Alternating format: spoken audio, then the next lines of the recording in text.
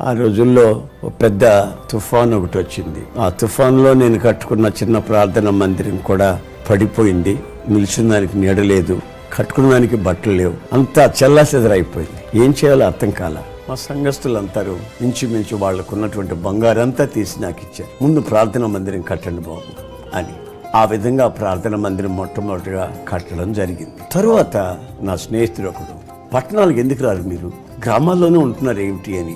ఎందుకని వస్తాను, ఎందుకో గ్రామాల్లో ఉన్నటువంటి ప్రజల మీద నాకు ఒక ఆప్యాయత, ఏది చెప్తే అది విని చక్కగా ప్రభువులో ఉంటున్నారు, నాకు అది ఆత్మ తృప్తిగా ఉందని. కాదు, మీరు సిటీలో కూడా రావాలని బలవంతం చేసినందువల్ల గుంటూరుకు రావడం జరిగింది. అలాగే కొన్ని ప్రాంతాల్లో ప్రభు సేవను గురించి భారంతో చేస్తున్నప్పుడు ప్రభు ఈ సేవని ఘనపరిచి గౌరవపరిచి వేవేల ప్రజల్ని, వేవేల ఆత్మల్ని తీసుకొని వచ్చి చేర్చడం జరిగింది.